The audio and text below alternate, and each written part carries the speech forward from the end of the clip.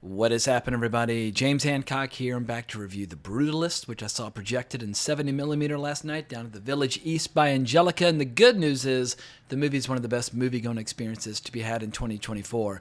But the bad news is I picked up my first winter cough, and getting through this video in satisfying fashion is going to be a challenge because I'm going to be starting and stopping quite a bit for coughing fits, but I'm skipping town in 36 hours, and I have no choice but to plow ahead and bang out this review while I can. And if you happen to notice that I'm using an excessive number of screenshots and clips in order to get through the videos, basically just to cover up all the points where I had to stop the video due to coughing fits. But before I start ranting and raving about my thoughts on the film, I wanted to give a shout out to a total stranger that I was listening to as I left the theater.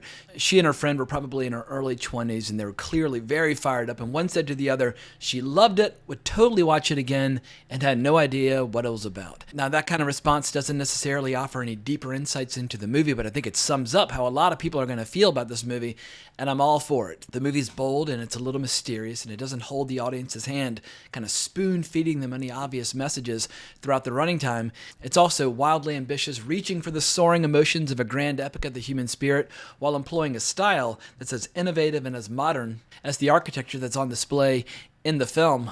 And some might rightly point out that the 3-hour, 35-minute running time, as well as the inclusion of an intermission, are kind of hypnotizing people into thinking the movie might be a little bit more profound than it actually is.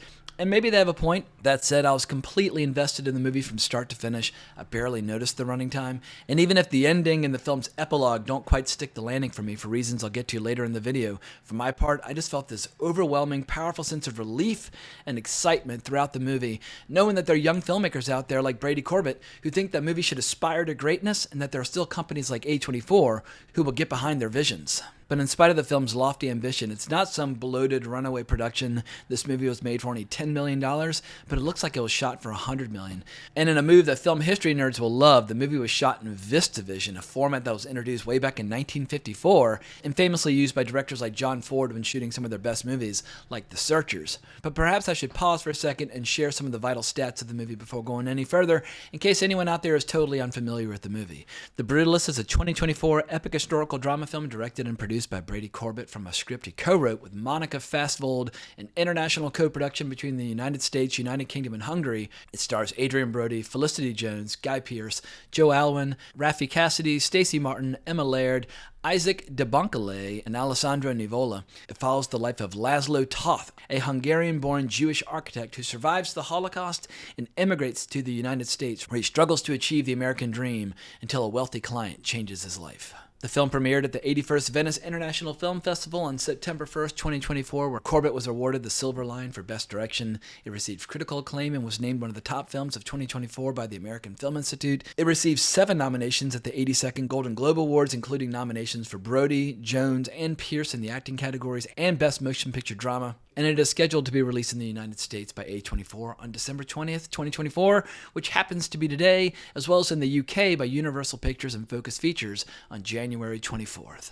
And if you followed this channel for a while, you've probably heard me say this many times, but for me, the rivalry between A24 and Neon continues to be the most exciting story in contemporary movies. Neon had a Nora this year and took home the Golden Palm at the Cannes Film Festival, but A24 is The Brutalist, which is perfectly positioned heading into award season. And I think the movie is the perfect antidote for movie fans who are exhausted by endless remakes, sequels, prequels, etc., shot in front of a green screen. And don't get me wrong, I'm all for the big franchises that bring a lot of money into the movie biz, but I don't want to live in a world that's composed exclusively of all the big franchises. And if that sounds like you should definitely check out The Brutalist. It's a movie about the American experience in the 1950s, where this brilliant architect is trying to rebuild his life and career after surviving the horrors of the Holocaust. And on paper, that might sound like classic old-school Oscar bait, but this is not your typical awards contenders where octogenarians proclaim, at last, we've got a movie like they used to make. Because this movie does not feel like classic old-school Hollywood. It feels much more inspired by European art house cinema of the 60s and 70s. And I've seen a lot of quotes by Brady Corbet talking about his admiration for directors like Andrei Tarkovsky or Michelangelo Antonioni or Ingmar Bergman. And regrettably, a lot of critics out there jumped the gun and started making direct comparisons between The Brutalist and movies by Corbet's heroes, which I think is really unfair to him and the movie, and it sets up weird expectations even if they have nothing but the best intentions. Because I think rather than calling him the next this or the next that, let's just let him be Brady Corbet. Let his movies speak for themselves, and over time, he will either rise or fall based on the quality of his movies. And after seeing The Brutalist, I'm dying to go back and watch his debut feature, The Childhood of a Leader. My only previous exposure to Brady Corbet was as an actor. He appeared in movies like Clouds of Sils Maria, Force Majeure, what else did I see? Melancholia. But probably the most memorable movie that I saw him in was Greg Araki's film Mysterious Skin from 2004, which I should add is a fascinating movie, but really rough and absolutely not for the faint of heart. But I think Mysterious Skin is far more intense than the supposedly scandalous scene featured in The Brutalist. And I'm not going to go into what that scene is. I'm not going to offer any spoilers. But without offering any specifics, I'd heard in advance that the movie features this really gut-wrenching moment of brutality. It is a movie called The Brutalist, after all. But I'd heard that the scene was dividing a lot of audience members. And maybe I've just seen one too many fucked up movies from directors like Gaspar Noé or Michael Haneke. But I found this specific scene in The Brutalist to be surprisingly tame and unconvincing. And because I found the scene to be a little bit mild, the ending that it kind of sets in motion doesn't quite work for me, but I suspect the ending is going to excite plenty of debate. And to that I say, bring it on. I like it when a movie excites a little debate. But from my point of view, I think the first half of the movie leading up to the intermission is the stronger half. I was pretty much enthralled throughout the entire first half of the movie, and not since reading the book The Fountainhead and watching King Vidor's 1949 movie adaptation have I seen a narrative movie that got me so interested in architecture. From the manner in which the materials are carved out of the ground, to their transportation, to finally becoming the paint used by a great artist who wants to build something that'll survive for generations, all while navigating the complex, dysfunctional family that assumes the role of patron of the arts. Adrien Brody is incredible in this movie. It's one of the best performances by him that I've ever seen. But Guy Pearce, he frequently steals the show as the wealthy eccentric who finds Brody's company to be so stimulating as he hires him to build this complex project on a nearby mountaintop. And throughout the movie, Pearce had my audience howling with one bizarre scene after another, where he acknowledges his complete lack of artistry or lack of artistic appreciation, and yet, due to his vast resources, he's determined to make a fitting monument on his vast property. In a lot of ways, I think this movie mirrors the struggles of a filmmaker, where they're trying desperately to cling to their artistic principles, all while one obstacle or one uncomprehending dolt after another threatens to destroy the project. And then perhaps my favorite line of the movie, and this is a mild spoiler if you don't want anything spoiled for you, but I can't remember the exact wording of the line, so I'm paraphrasing, but Brody's character tells this one interloper that basically everything ugly or stupid or cruel in the world is that person's fault. And I imagine that a lot of artists or a lot of great directors feel that way several hundred times per day when they're trying to create art on somebody else's dime. And speaking of that art, I got to give a shout out to a few of the technicians that worked on this movie. Let's start with cinematographer Lal Crawley. I can't believe in 2024 there's a guy whose first name is LOL. I'm assuming that his parents either had a great sense of humor or no sense of humor, but Lal Crawley, you can see from the trailer, his visuals are incredible. And what's cool about the way they frame their shots, they're basically using a lot of sleight of hand or subterfuge to imply a bigger budget or a bigger canvas than they actually have. Like as you see in the trailer, when Adrien Brody's character first arrives in New York at Ellis Island and he's looking up at the Statue of Liberty, if you look at the framing, it's just like the Statue of Liberty. They're not showing a cast of thousands on the boat and that sort of thing. They're not showing hordes of people on the shores of Manhattan. They're just showing the POV. And so your mind will kind of fill in the gaps. And I feel like every little bit of sleight of hand that's used by the filmmakers helps stretch that budget from $10 million to what looks like $100 million. But perhaps my favorite ingredient of the movie is the score by Daniel Blumberg. And I knew the score in advance was going to be killer. When I first saw the trailer, I was like, oh shit, like I can just watch this 90-second trailer on a loop and be more satisfied than by most big budget movies. And you hear that score quite often throughout the film. There's also a lot of period music, awesome period music. A lot of pop tunes from the 40s and 50s, but they're not the obvious ones that you've already heard in a million other movies. So I feel like, music is a huge part of this movie. But anytime that camera starts whizzing down a street with like really cool titles going sideways, that score kicks in, and I was like, God damn, like this is a young filmmaker who just gets that cinema is supposed to be transportive. It's supposed to give you a heightened level of experience. And we can debate the degree to which Brady Corbet succeeds or fails, but no one can deny this guy's seen a lot of good movies, and he's trying to the best of his ability to make a really good movie, and history will tell us the degree to which he has succeeded. And I like the fact that Brady Corbet gives his audience the benefit of the doubt and assumes that they are adults who are capable of forming their own opinions, forming their own conclusions, and they're not going to go running in terror if they see a little bit of nudity or an adult situation. I've seen a lot of comments on this channel where people are like, I'm upset by nudity in movies. I'm like, fine.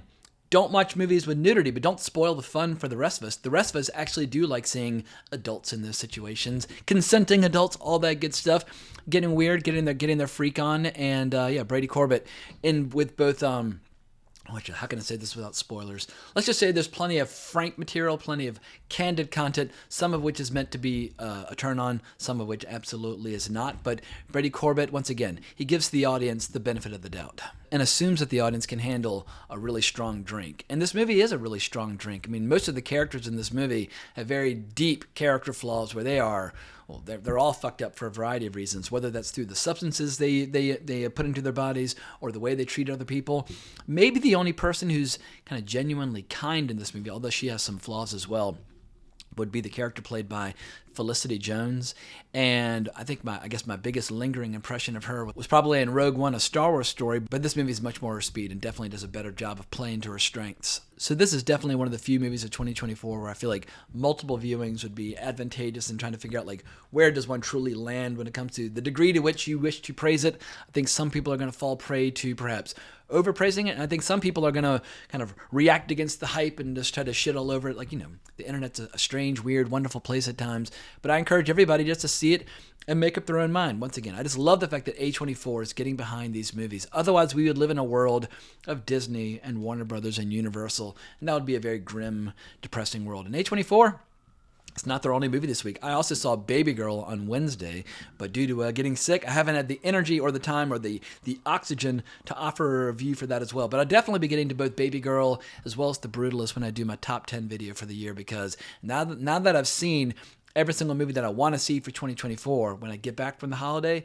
I can get to work in earnest. I've got about 30 or 35 honorable mentions, as well as about 10 or 15 contenders from my top 10 list. It's going to be a big old whopper of a video, but I couldn't get started until I saw Baby Girl and The Brutalist, and I suspect, The Brutalist will definitely be working its way into the top 10. How high in the rankings it'll land, that remains to be seen. But no matter what happens, I'll be first in line for Brady Corbett's next movie. He's now officially on my radar, and I hope he makes movies like this for the next 40 years or so. He's a young director. He's got nothing but time to develop and grow, and I just hope that this movie will be rewarded with the audience that it deserves. The budget's not that high. It doesn't need to find that big of an audience, but it'd be great if it could make like 20 or 30 million and just show that A24 there's an audience that is warmly receptive to these kinds of movies. Because my theater last night, thunderous applause, packed with film nerds, but seeing a movie in the East Village on the opening night of a big movie, I don't think that's necessarily the best way to gauge the appetite or the hunger of the audience.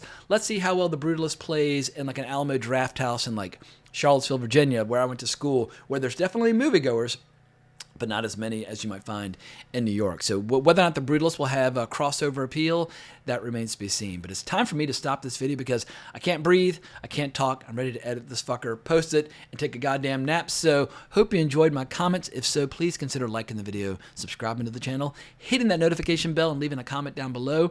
But I hope everybody has a very, very Merry Christmas, Happy New Year, all that good stuff. And I'll be back probably tomorrow for one last box office prediction, but also I'll be back for my top 10 video after Christmas has run its course. But thanks again for watching. I greatly appreciate it. But more importantly, as always, onwards and upwards.